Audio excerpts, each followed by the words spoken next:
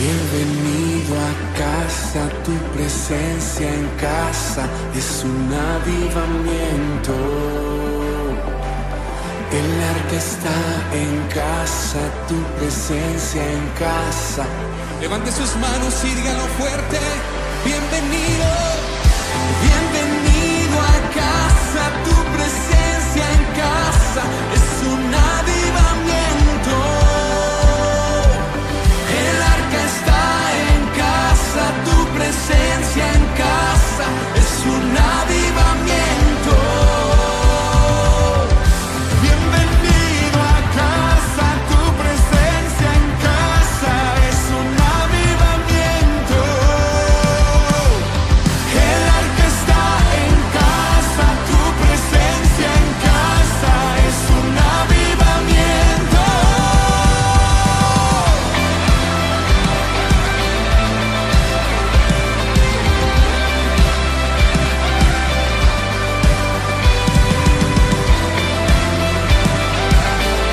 Dios en casa.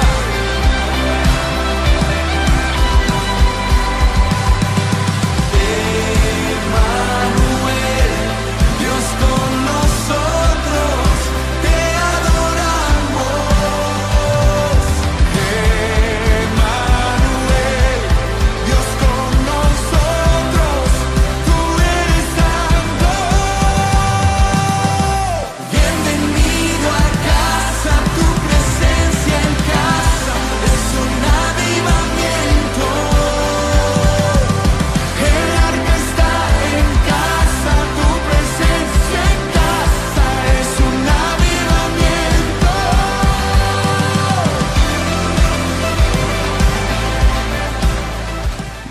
Gracia, misericordia y paz para ti, mi amado hermano o hermana que escuchas este mensaje, amigos que quizás están escuchándolo por primera vez. Es un privilegio compartir la palabra de Dios contigo.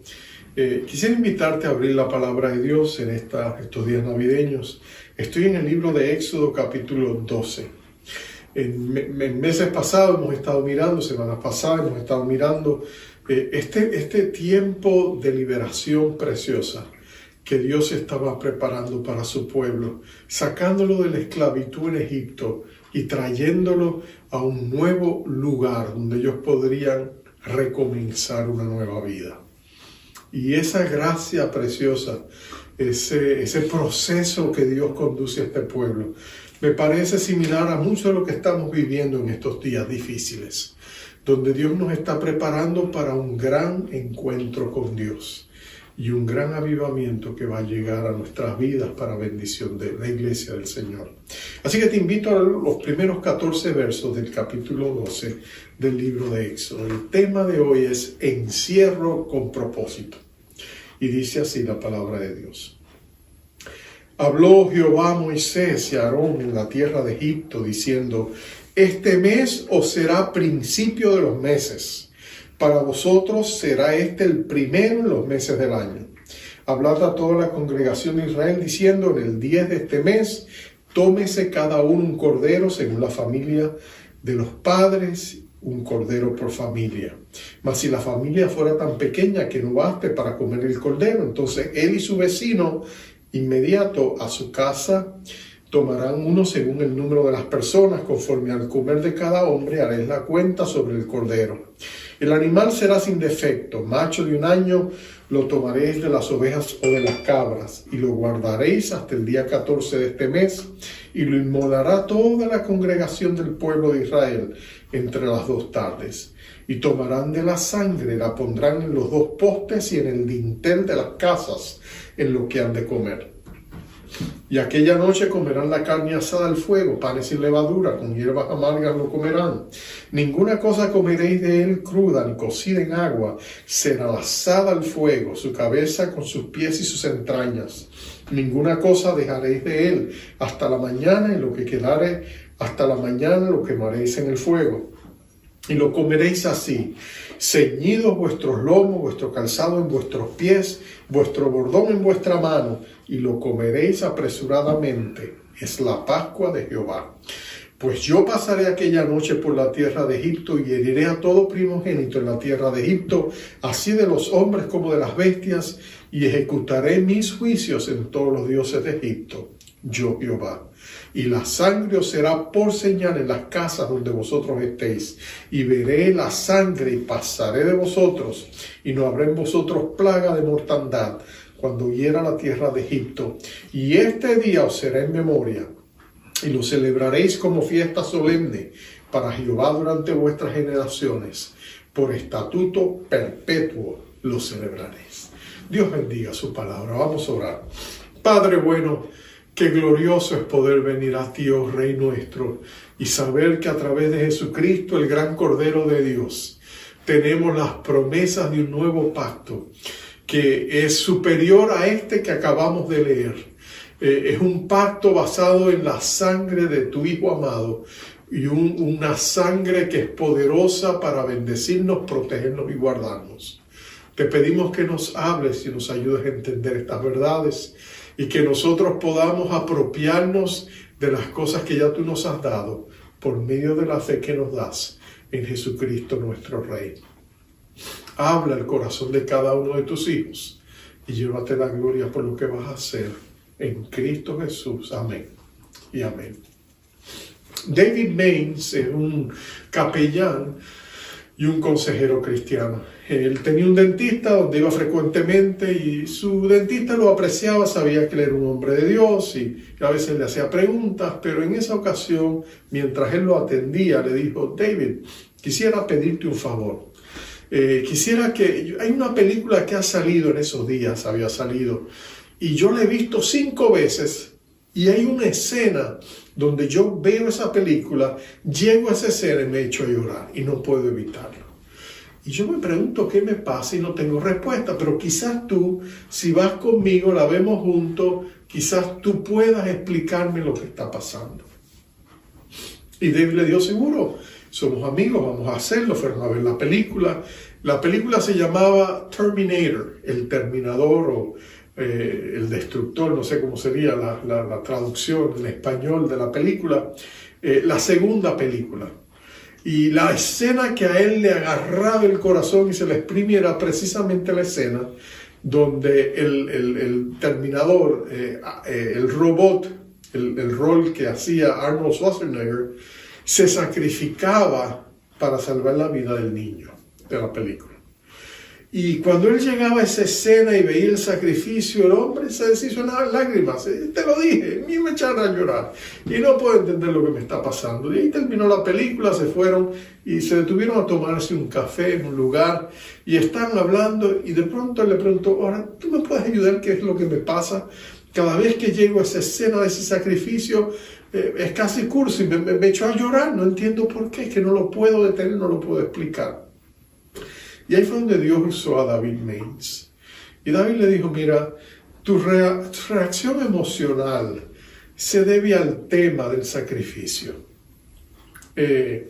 Hay algo que Dios te está diciendo a través de esa escena que va más allá de lo que tú te imaginas. Y de pronto eso abrió la brecha para que él le presentara el Evangelio de Jesucristo. Y cómo Cristo había dado su vida en sacrificio por la salvación de él. Y Dios, el Espíritu de Dios se movió y el dentista le dijo: sabes que tienes razón, Dios me está invitando. Y entonces le entregó su corazón a Cristo. Fue el comienzo de una nueva vida para él. ¿Por qué te digo esto? Porque lo que tú y yo estamos viendo en la lectura de Éxodo capítulo 12 es increíblemente una escena de conversión. Es toda una noche entera donde toda la nación de Dios entra en un sagrado encierro, donde Dios con propósito va a obrar en sus corazones y en sus cuerpos también, para hacer una obra gloriosa y santificante en ellos. Es como si fuera una conversión. Tú conoces lo que ha pasado. Han habido Dios ha enviado a su mensajero Moisés y le ha dicho al hombre más poderoso de la tierra, a este faraón arrogante, deja ir a mi pueblo. Y Faraón se ha empedernido, se ha obstinado y con gran terquedad ha dicho no. Y Dios ha procedido a pasarle factura por todos los abusos y todas las injusticias que, inspirado por estos dioses paganos de Egipto, Él ha hecho en contra del pueblo de Dios. Y Él empieza a desenmascarar estos dioses. Con cada una de las plagas que Dios ha enviado, uno de estos dioses era desenmascarado porque, siendo que ellos lo adoraban, no tenía el poder para detener al Dios verdadero que iba y enviaba su plaga. El pueblo de Egipto ha sido sacudido, su economía se ha desplomado, la gente está desesperada, quiere que el pueblo de Israel salga corriendo, pero otra vez Faraón se obstina. Después de esas primeras 9 plagas, llegamos a la 10ª, que va a ser la decisiva. Y muchos comentaristas dicen que la 10ª plaga es una separada de las demás. Esta es la plaga de las plagas. Y es la muerte de los primogénitos, porque desde el mismo comienzo, en el capítulo 4, Dios le había dicho a Faraón, Israel es mi primogénito, y tú me lo has maltratado. Si tú no te arrepientes, yo voy a maltratar a tu primogénito. Y Faraón en su arrogancia lo había ignorado, irreverentemente lo había puesto en el olvido, se había reído, había hecho todo, y ahora Dios lo había traído paso a paso hasta este punto. Y Dios dice, la 10ª plaga va a ser la muerte de estos primogénitos. Yo voy a traer sanidad a mi pueblo abusado y traumatizado. Y así que todo comienza. Hay unas instrucciones específicas que Dios le da al pueblo de Dios, porque a su pueblo en esa noche, porque mientras que el pueblo de Egipto va a enfrentar esta terrible tormenta donde cada familia va a ser afectada, posible con múltiples miembros de sus familias. Todos los que eran primogénitos, puede ser que en una familia hubieran habido varios, quizá el padre era primogénito, quizá la mamá era primogénita, quizá una abuela o un abuelo era primogénito, y el hijo primogénito, todos iban a aparecer en una noche. Entonces, tú te puedes imaginar que en cada casa egipcia iba a haber una crisis, una tragedia. Pero Dios le había dicho a su pueblo, yo voy a guardarlos a ustedes, voy a hacer una separación entre ustedes y el pueblo de Egipto, porque este va a ser una noche donde yo voy a traerlos a cuenta, voy a pasarles factura, pero los voy a preparar a ustedes para ser bendecidos, voy a prosperarles, voy a enriquecerlos, voy a hacer una gran restitución, voy a devolverles lo que ellos le han robado con creces. Entonces, esta noche es una noche de nuevos comienzos. Es una noche donde todo comienza como el dentista. Es una noche donde Dios le anuncia, de aquí en adelante todo va a ser nuevo. Y como para dejarlo dramáticamente confirmado, mira lo que Dios hace. Dios le dice, este mes va a ser de aquí en adelante el primero de los meses del nuevo año de ustedes. En otras palabras, todo comienza nuevo desde ese día de esta conversión masiva. Es como si Dios le dijera, hoy es el primer día del resto de tu vida, pero hoy es un día muy especial. Todo comienza nuevo aquí y ahora. Hasta el calendario de usted va a dar una vuelta al revés, porque lo que estoy haciendo es tan significativo, tan drástico, que todo comienza aquí. Nuevo. Y va a comenzar con la familia. Tú sabes que la familia es la unidad básica de la sociedad. Como va la familia, va la sociedad. ¿Por qué te sorprende que el enemigo esté atacando la familia de una manera tan encarnizada y tan despiadada?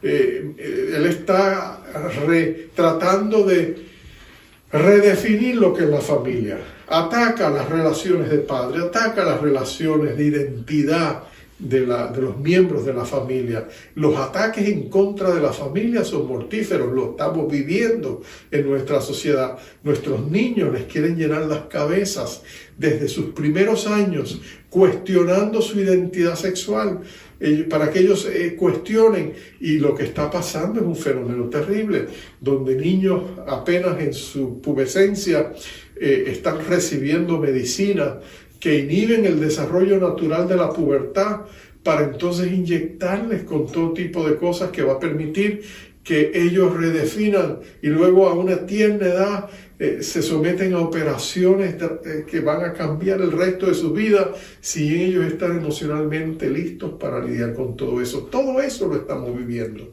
no solamente en nuestra nación, en el mundo entero. Satanás ataca a la familia despiadadamente.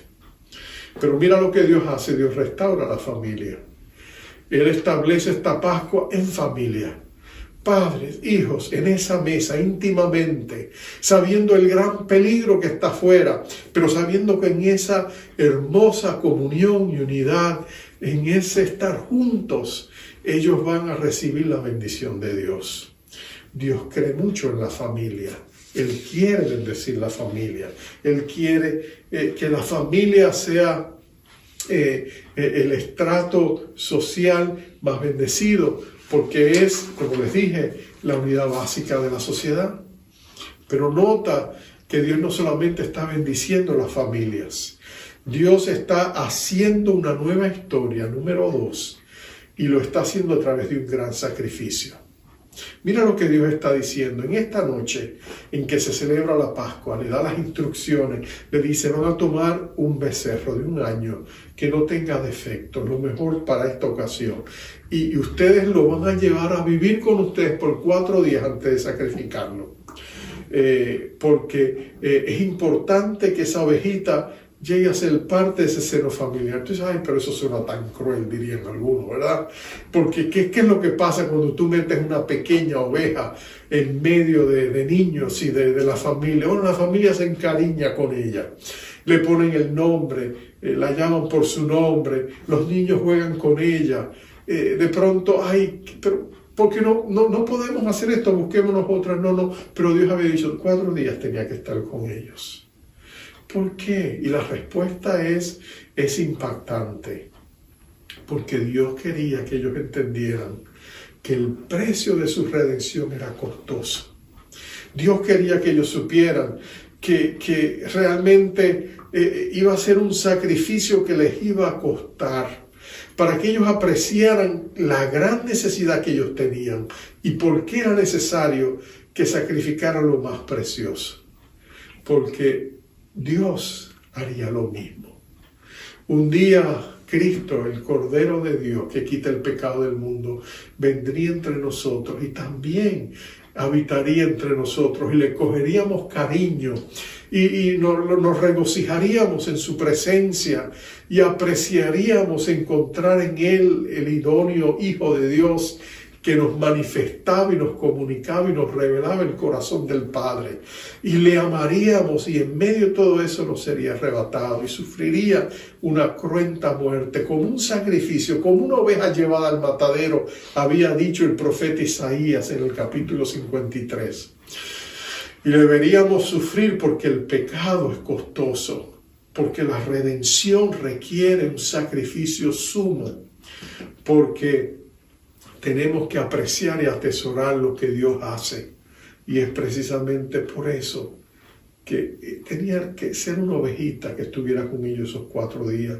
Abraham lo había entendido cuando él llevó a su hijo Isaac al monte Moria. ¿Te acuerdas que lo que decía el escritor de Génesis? Decía: y tomó a su hijo, a su único hijo, al hijo que amaba, y lo llevó al monte Moria para ser sacrificado. Y aquel sacrificio demandaba sangre. Y aquella sangre tenía un valor incalculable. De aquel cordero tomarían la sangre y lo pondrían en los postes de las puertas y en el dintel. Y aquel ángel exterminador que vendría a matar a todos los primogénitos pasaría por esa puerta, vería esa sangre y diría: no, ellos están protegidos, y seguiría de largo. la sangre sería un símbolo de protección, sería un símbolo de que Dios les estaba guardando por el poder de esa sangre. Y también, por supuesto, sería prefigurante para la sangre de nuestro Señor Jesucristo y su valor incalculable. La sangre de nuestro Señor Jesucristo es prácticamente el resultado de sus heridas, y las heridas de Cristo, todas las heridas que Cristo recibió, sus 7 heridas, desde la cabeza hasta los pies, cada una de las heridas de Jesús era un tesoro del cual nosotros podríamos recibir incontables bendiciones y sanidad emocional, física y espiritual. Por eso es que en Primera de Juan, el escritor, el discípulo amado, escribe estas palabras. Él dice: si andamos en la luz, tenemos comunión unos con otros, y la sangre de Jesucristo nos limpia de todo pecado. Si confesamos nuestros pecados, Él, Dios Padre, es fiel y justo para perdonar nuestros pecados y limpiarnos de toda maldad. Entonces, mira el poder de la sangre de Cristo para perdonarnos. Aquella sangre de aquel cordero, en cierta medida, era símbolo del perdón que Dios daría a través de la sangre. Los pecados serían cubiertos en el altar eventualmente con aquella sangre de aquel cordero que sería el sacrificio. Pero nota que dice algo bien importante. Dice: si confesamos nuestros pecados, Él, Dios, es fiel y justo para perdonar nuestros pecados. ¿Por qué es fiel y justo? Porque el valor de la sangre demanda que Dios, en cierta medida, reconozca y honre el poder de esa sangre. Es la sangre de su Hijo, es la sangre del Hijo de su amor, es la preciosa sangre. Una gota de esa sangre es más poderosa que todo el reino de las tinieblas. El Padre la honra, Él tiene que ser fiel y Él tiene que ser justo, porque esa sangre tiene poder para redimirnos. El mejor detergente del universo nos limpia en lo más profundo de nuestro corazón y nuestro espíritu. Y por eso, cuando leemos estas palabras, nos damos cuenta de que a través de la sangre del Cordero ellos fueron protegidos esa noche, fueron restaurados, fueron lavados, fueron perdonados, y algunos de nosotros pensamos que fueron hasta sanados. ¿Por qué tú crees que yo digo eso? Bueno, porque el Salmo 105, 36, 37, refiriéndose a esa noche, dice: hirió de muerte a los primogénitos en su tierra, las primicias de toda su fuerza. Los sacó, Dios los sacó con plata y oro, y no hubo entre sus tribus enfermos. ¿Cómo tú puedes explicar eso? Que un pueblo que había sido esclavizado, abusado, traumatizado, que había sido mal alimentado, que había sufrido todo el peso del tirano, los látigos del tirano, donde ellos habían sido privados de lo mejor que había, donde ellos habían sufrido y se habían enfermado con las pesadas tareas, y angustiados y oprimidos habían clamado a Dios y le habían dicho: ten misericordia de nosotros, ya no aguantamos. ¿Cómo tú explicas que en una noche ellos al otro día salieran y no hubiese enfermo entre ellos?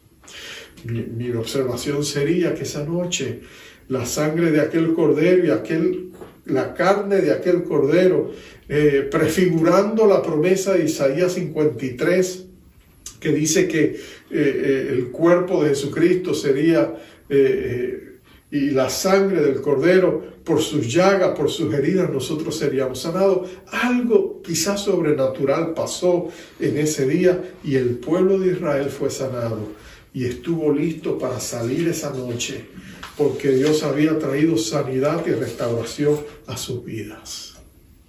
Bueno, hemos visto esas dos cosas. Hemos visto que esa noche fue una noche donde había un nuevo comienzo, donde había una nueva historia que se estaba escribiendo a través de ese cordero y ese sacrificio, pero también era una noche de transición hacia un nuevo legado. Había un nuevo legado que se estaba dejando en esa noche. Nota que el verso 14 dice: Y este día os será en memoria, y lo celebraréis como fiesta solemne para Jehová durante vuestras generaciones, por estatuto perpetuo lo celebraréis. Nota que él estaba diciendo, lo que voy a hacer hoy aquí, no solamente será para ustedes y su familia, será para vuestros hijos y los hijos de vuestros hijos por incontables generaciones. Lo que Dios estaba haciendo iba a tener un impacto tal y va a ser una bendición plena que Dios quería que fuera preservada por la posteridad, para que todos sus hijos recibieran las bendiciones de la libertad, de la liberación, de la sanidad, de la redención que ellos estaban experimentando. Ese era el querer de Dios. Y nota esto, eso es lo que Dios desea. Cuando Dios viene a nuestras vidas y nos da un nuevo comienzo, es lo que Cristo hace. Él nos da precisamente un nuevo inicio. En 2 Corintios 5:17, Pablo escribe y dice, si alguno está en Cristo, nueva criatura es. Las cosas viejas pasaron y aquí todas son hechas nuevas. Algo que nosotros nos damos cuenta es que Dios quiere que nosotros tengamos un nuevo comienzo. Cuando tú viniste a Cristo y naciste de nuevo, eso fue un nuevo comienzo. Eres una nueva creación, eres una nueva criatura. Somos hechura suya, dice Pablo a los Efesios, creados en Cristo Jesús para nuevos propósitos, para nuevas obras que Dios ha preparado de antemano para que tú y yo caminemos en ella. Esta pandemia ha sido difícil. Esta pandemia ha sido un encierro emocional y casi espiritual. Pero ¿sabes qué? No tiene que serlo. Tú y yo podemos conectarnos a ese Cristo vivo, ese Cristo cuya poderosa sangre nos ha redimido. Y tú y yo podemos agarrarnos de sus promesas y declarar las bendiciones que ya son nuestras por medio de lo que Él obtuvo en la cruz del Calvario a favor nuestro. Tú y yo podemos celebrar el hecho de que Dios nos ha dado un nuevo comienzo, que aún en los momentos más difíciles podemos poner nuestra cara frente a la tempestad y declarar que Dios es más grande que nuestros problemas. Y podemos decirle a nuestros problemas cuán grande es nuestro Dios. Así que si estás desanimado, anímate. Si necesitas una nueva infusión de fe, conéctate a Dios. Cristo mora en ti, su Espíritu opera en ti y Él te va a dar la fortaleza a través de su palabra para fortalecer tu fe y caminar con Él. Porque Dios está por hacer grandes cosas en medio de su pueblo, en medio de su iglesia. No lo dudes, la bendición viene en camino. Dilación no es negación, pero Dios va a recoger su iglesia con grandes misericordias. Yo te invito ahora a orar y a recibir la bendición. Oremos. Padre, qué noche preciosa tiene que haber sido aquella noche. Tiene que haber sido una noche de emociones, de sentimientos encontrados. Por un lado, el temor de lo que estaba pasando afuera de sus puertas. Por otro lado, la seguridad de saber de que estaban en el hueco de un Dios que los estaba protegiendo. Y la sangre de aquel cordero era una garantía de que ellos iban a sobrevivir. Que en aquella noche ellos iban a despertar a un nuevo día, a un nuevo sol de liberación, una nueva vida, un nuevo comienzo. Lo mejor estaba por venir. En aquella noche donde sus emociones estaban encontradas y eran mixtas en lo que estaban viviendo, ellos todavía podían anclar su fe en ti, porque tú sigues siendo el mismo de ayer, poderoso, fiel y amante de tu pueblo. Señor, mira lo que mis hermanos están pasando. Quizás están pasando diversas pruebas. Levántalos con grandes misericordias y déjales saber que tú eres bueno, que tú estás con ellos, que a su lado ellos son más que vencedores y que no importa lo que venga, nosotros podemos salir adelante porque Jesucristo nuestro Rey está con nosotros y Él es fiel. Bendice a mis hermanos, provee lo que necesitan, bendíceles con tus grandes misericordias y tus nuevas bondades y permite que ellos puedan sostenerse y sustentarse en la promesa gloriosa de tu presencia y de tu poder en Cristo Jesús. Amén. Te envío como siempre con la promesa y la bendición acostumbrada. Jehová te bendiga y te guarde. Jehová haga resplandecer su rostro sobre ti y tenga de ti misericordia. Jehová alce sobre ti su rostro y ponga en ti paz. Bendiciones, amados.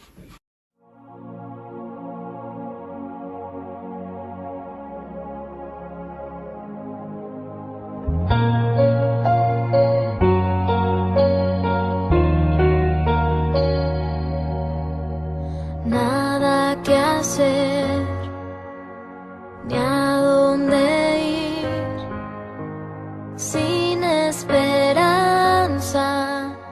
a su vivir, sin ilusión ni dirección y sin remedio a su dolor, hasta el día que del cielo nos llegó.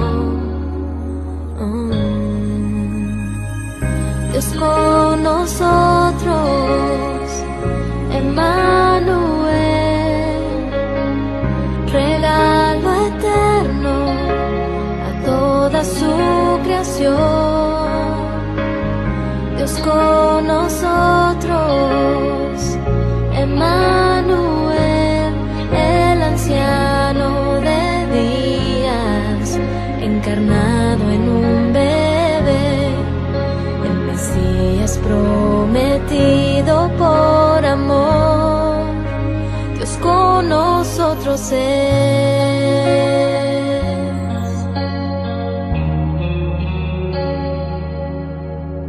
Vimos la luz y el resplandor de aquella estrella que nos llevó hacia el lugar donde nació nuestra esperanza y salvación, pues ahora desde el cielo nos llegó. Dios con nosotros, Emmanuel, regalo eterno a toda su creación.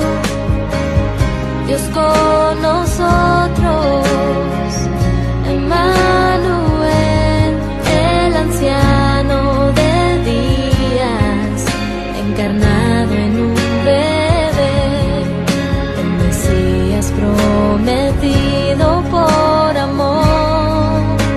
Dios con nosotros es.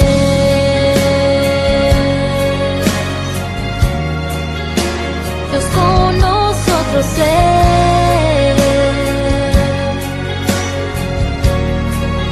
Oh, Dios con nosotros, Emmanuel, regalo eterno a toda su creación.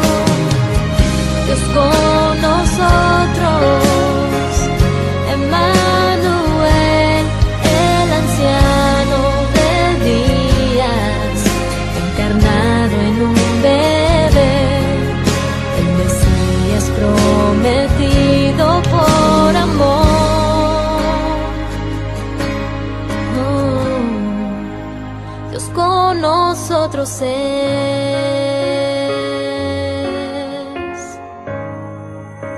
Dios con nosotros es.